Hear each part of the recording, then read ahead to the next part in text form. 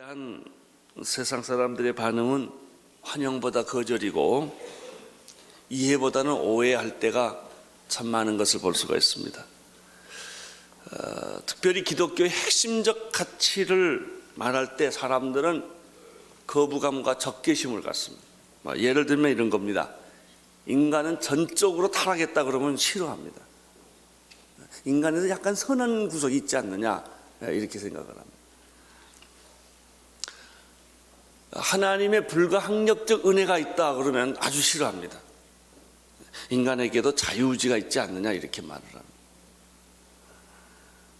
예수 그리스도만이 유일한 메시아요 구원자다 그러면 아주 싫어합니다.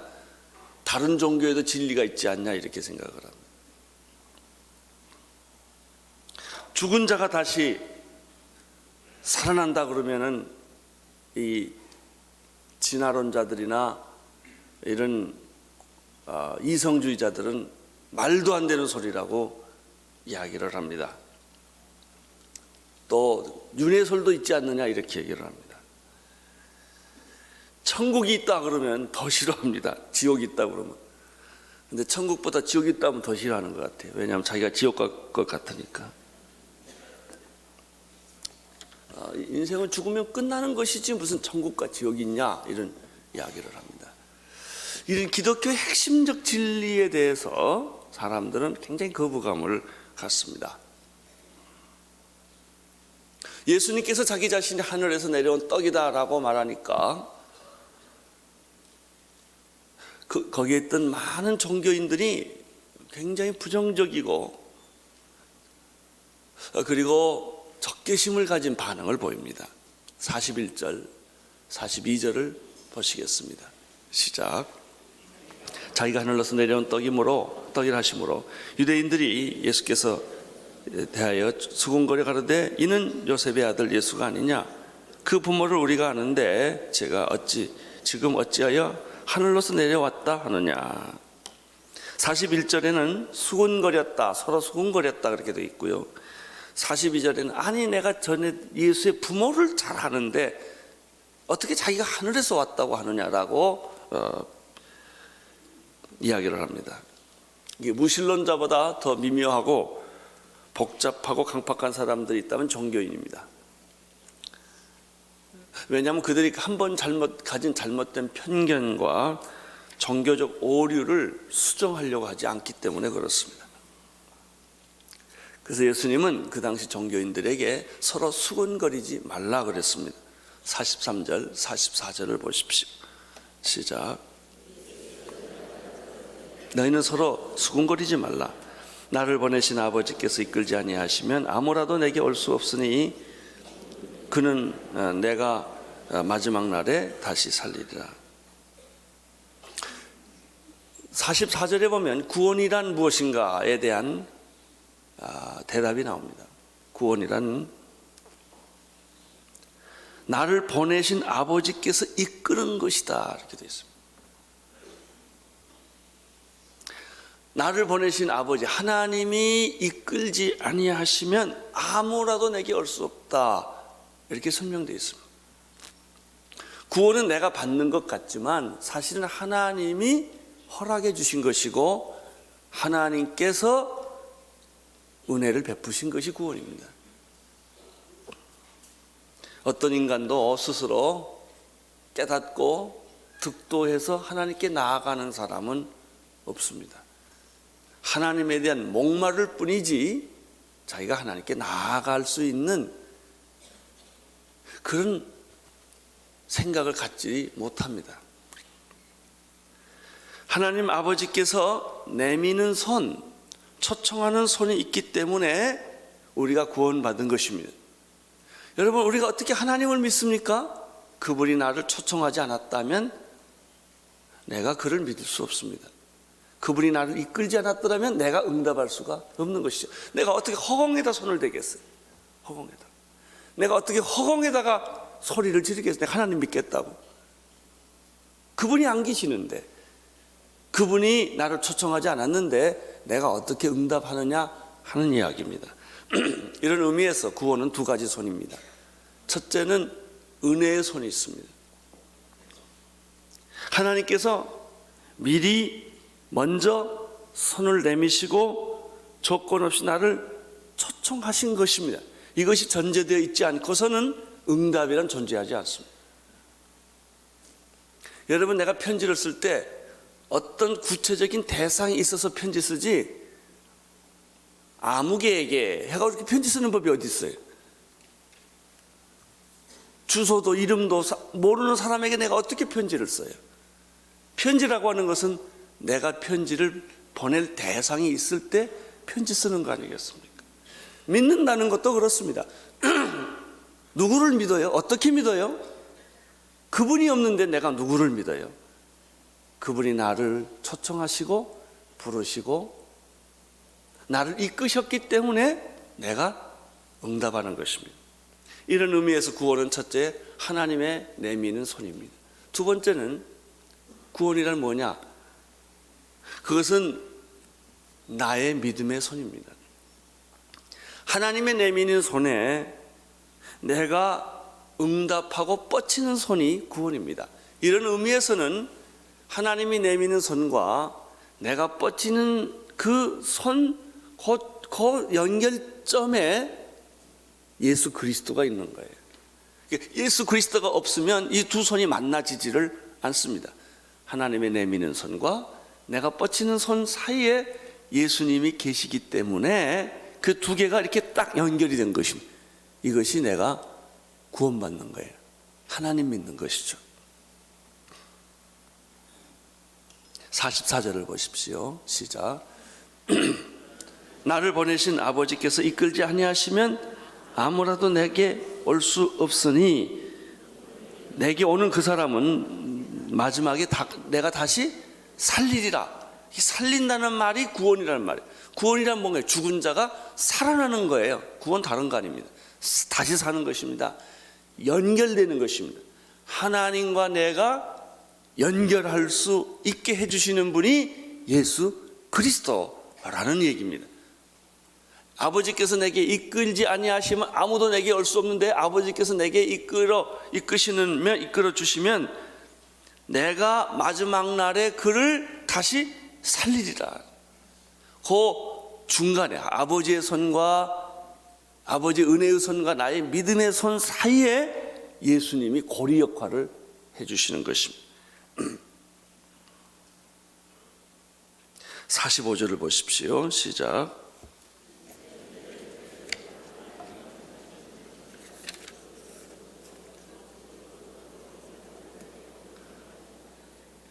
아버지께 듣고 배우는 자가 다 내게로 온다고 그랬습니다. 하나님의 은혜라고 하는 것은 하나님 아버지의 풍성한 사랑이요, 조건 없는 사랑이요, 영원한 사랑을 말합니다. 조건 없이 하나님이 나를 초청해 주셨고 이끌어 주셨고 오게 해 주셨습니다. 오늘 이 아침에 여러분들이 교회에 오신 것은 하나님 아버지의 이끄시는 손이 있었기 때문에 오신 것입니다. 습관에 따라 오신 분도 계시겠지만 그 습관 뒤에를 가만 보면 이끄시는 손이 있었어요. 어떤 분은 어떤 자기가 할 일이 책임이 있어서 오셨겠지만 그 책임 뒤에는 하나님의 이끄시는 손이 있었던 것이죠. 이끄시는 손이 있는 것입니다. 하나님이 이끄시면 예외 없이 누구든지 다 그분에게로 오게 되어 있습니다. 그래서요, 어떤 사람은 굉장히 기분 나쁘게 생각하는 사람이 있고요, 어떤 사람은 이끌려온 것이 너무나 좋은 사람이 있어요. 교회 다니는 사람도 콧게 가지고 오는 사람이 있어요. 안 가려고 그러는데 자꾸 끄니까 할 수 없이 가는 사람이 있고요, 어떤 분은 아멘 할렐루야 그리고 오는 사람이 있어요. 나는 콧게 가지고 오는 성도들이 하나도 없게 되기를 축원합니다. 여러분 아멘 할렐루야 하고 춤을 추며 찬양하며 그분에게 나아가시기를 바랍니다.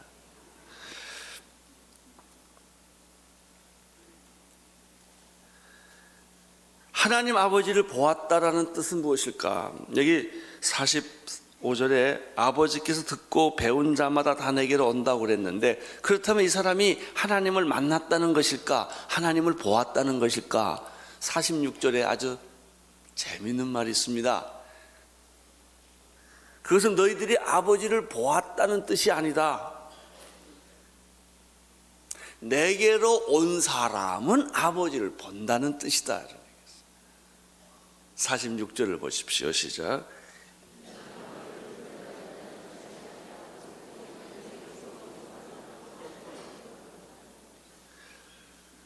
여러분, 아무 누구도 하나님의 음성을 들은 자가 없어요.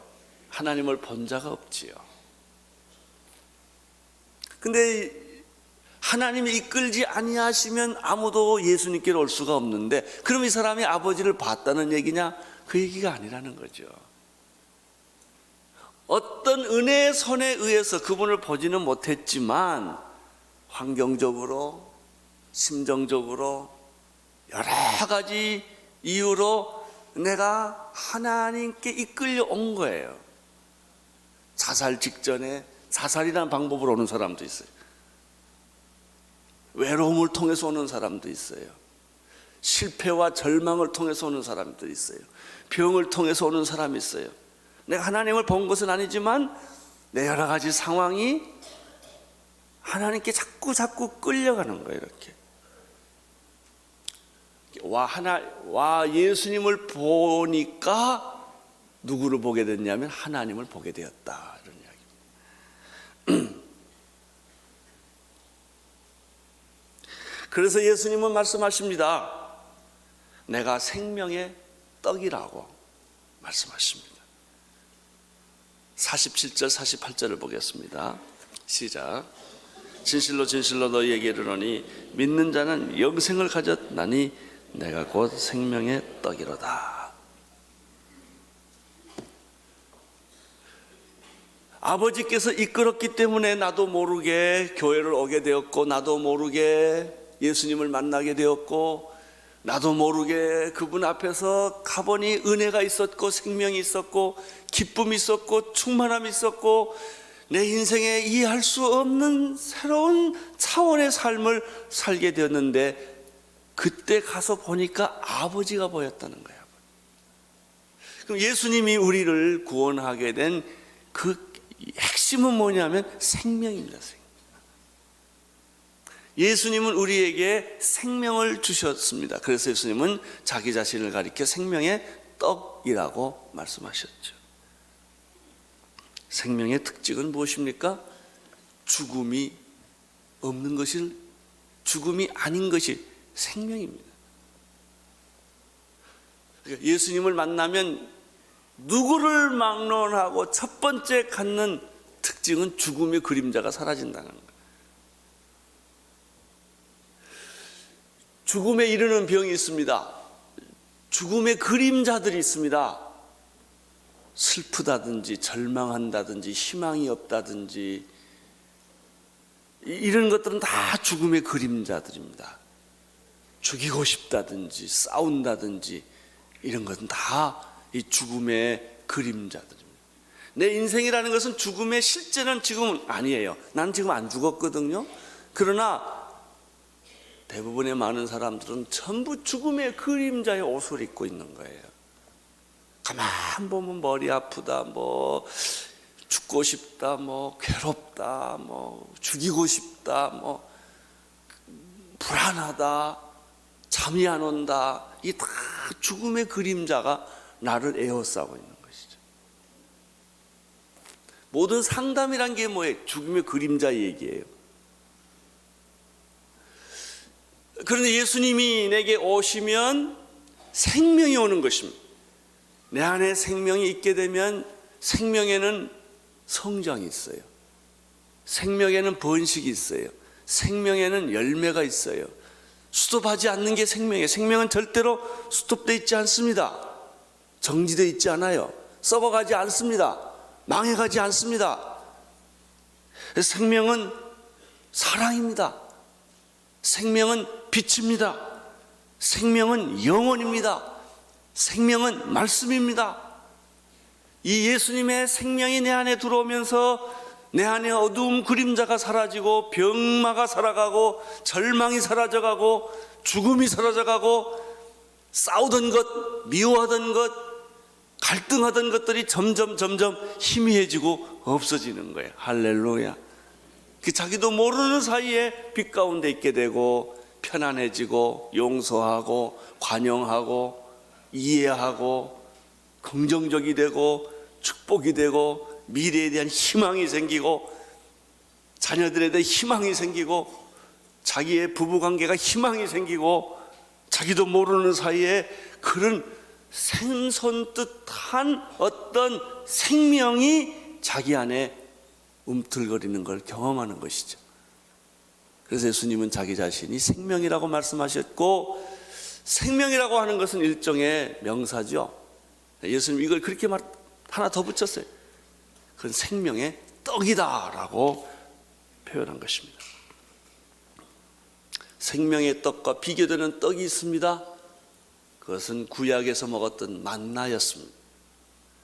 만나를 먹은 사람들은 또 죽었지만은 나를 먹는 사람은 영원히 죽지 않는다라고 예수님이 설명을 하십니다. 49절에서 51절까지 보십시오. 시작. 광야에서 만나를 먹었어도 죽었거니와 이는 하늘로서 내려오는 떡이니 사람으로 하여금 먹고 죽지 아니하는 것이니라. 나는 하늘에서 내려온 산떡이니 사람이 이 떡을 먹으면 영생하리라. 나의 줄 떡은 곧 세상의 생명을 위한 내 살이로다. 우리들의 조상은 만나를 먹어도 죽었죠. 그러나 생명의 떡이신 예수 그리스도를 먹는 사람, 생명의 떡이신 예수 그리스도를 만나는 사람들은 영원히 죽지 않는다. 죽어도 다시 산다. 그렇죠? 지금 오늘 내가 암에 걸려서 병에 걸려서 내가 지금 죽습니다. 그래도 생명의 떡이신 예수 그리스도를 만나는 사람은 죽는다는 개념이 없어요. 나는 여러분들에게 죽는다는 개념이 사라지기를 축원합니다. 죽음은 우리하고 상관이 없는 거예요. 살아도 사는 거고 죽어도 사는 겁니다. 그게 생명의 특징이에요. 우리가 살아있을 때도 살아있는 것을 느끼고 죽을 때도 살아있는 걸 느끼는 거예요.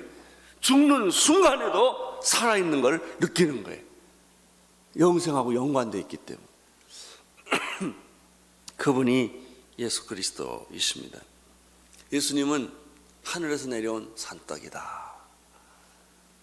나는 여러분들이 늙은 것과 상관없이 생명이 얼굴에 충만하기를 축원합니다. 제가 잘하는 것도 옆에 분에게 또 말하, 당신 얼굴에는 생명이 있습니다. 한번 얘기해 주세요. 당신의 얼굴에는 생명이 있습니다. 생명을 느낍니다. 나는 당신에게 생명을 느낍니다. 그림도 생명 있는 그림이 있고 생명 없는 그림이 있어요. 조각도 그렇습니다.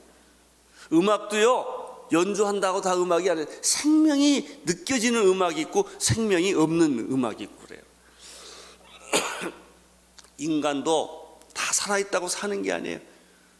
그렇게 멀쩡한데 보면 죽은 것 같고, 말하는 것도 죽은 것 같고, 표정도 죽은 것 같고, 다 시체들 같아.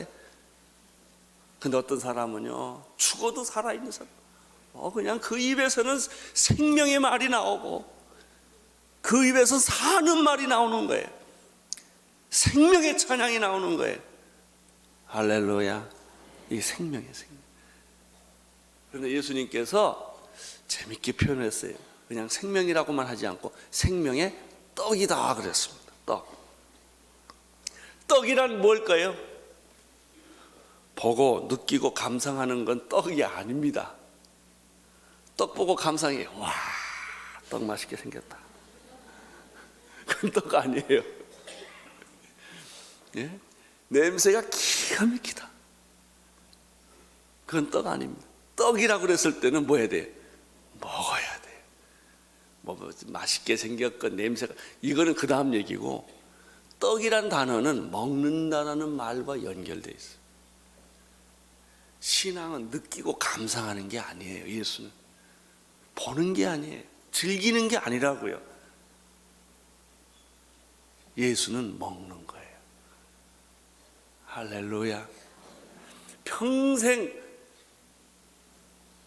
교회 다니면서 구경만 하고 다니는 교인들 참 많아요. 왔다 갔다 성가대 얼마나 잘하나 보고, 목사님 설교 얼마나 잘하나 보고, 교인들 얼마나 왔나 보고, 헌금 얼마나 하나 보고.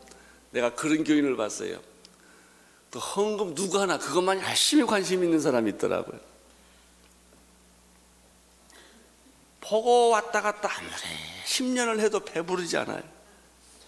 아무 소용없어요. 떡은 뭐 해야 돼요? 예수는 오늘 살과 피를 먹습니다. 먹어야 돼요. 먹는다는 뜻은 뭐예요? 내 속에 피가 되고 살이 된다. 내가 내 안에, 내가 내 안에 있게 된다. 하나 된다는 뜻이에요.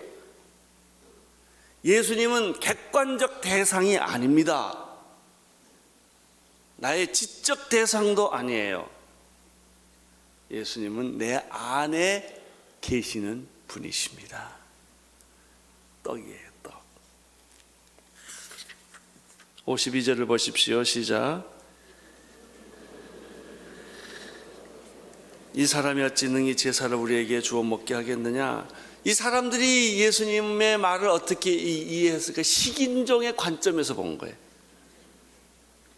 아니, 제사를 주어 먹게 하겠다니, 그 영적인 것은 이성적인 것으로 해석이 안 되는 거죠. 육은 영을 이해 못하는 거예요. 지금 자꾸 육으로 영을 이해하려고 그러고요, 이성으로 영적인 것을 해석하려고 그러면 식인종밖에 안 되는 거예요. 기독교를 식인종 종교로 만들어버리는 것이죠. 53절, 55절까지 보십시오. 시작.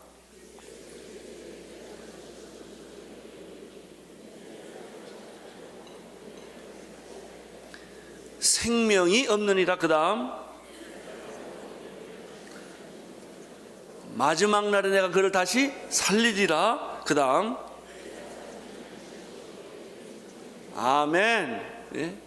예수님 말씀은 내 살은 참된 양식이요 내 피는 참된 음료로라. 너희들 나를 감상하고 연구하고 따지고 그럴 대상이 내가 아니다. 나는 내 안에, 너는 내 안에. 나를 먹어라 그랬습니다. 나를 먹어라. 나를 마셔라. 그러면 내 인생에 배고픈, 목마른 내 인생, 배고픈 내 인생은 줄인 내 인생은 풍성해지리라.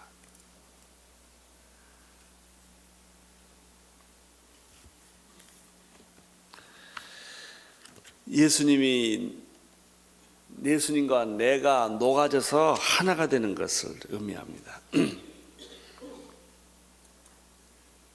56절, 57절을 보십시오. 시작. 내 살을 먹고 내 피를 마시는 자는 내 안에 거하고 나도 그 안에 거하나니 살아계신 아버지께서 나를 보내심에 내가 아버지를 인하여 사는 것 같이 나를 먹는 그 사람은 나를 인하여 살려. 여기 먹는다라는 말을 식인종처럼 표현을 했어요. 나를 먹는다. 여러분, 예수님을 좀 죄송합니다만 먹으셨습니까? 먹으셨어요. 먹어야 합니다. 이 말씀의 개념이 나중에 성만찬의 개념으로 이렇게 발전을 합니다. 예수님 십자가에 피 흘려 돌아왔을 때 내 살을 찢고 내 피를 흘려서 진짜 제자들에게 준 거죠. 내 살을 먹어라. 내 피를 마셔라. 이것은 굉장히 이런 관념적이 아니고 아주 실제적인 경험을 시키는 것입니다. 오늘 사랑하는 성도 여러분에게 나는 죽음의 그림자가 오늘 이 성만찬을 통해 다 사라지기를 축원합니다. 늙는 거 상관없어요. 병든 것도 상관없어요. 여러분이 실패한 거하고도 상관없어요. 생명이 들어오면 우리는 모두가 다시 살아납니다. 생기를 얻습니다. 내 인생은 즐거워집니다. 축복으로 가득 차는 것입니다. 그리고 여러분을 통하여 다른 사람이 살게 됩니다. 예수님의 살과 피, 그것을 먹으십시오.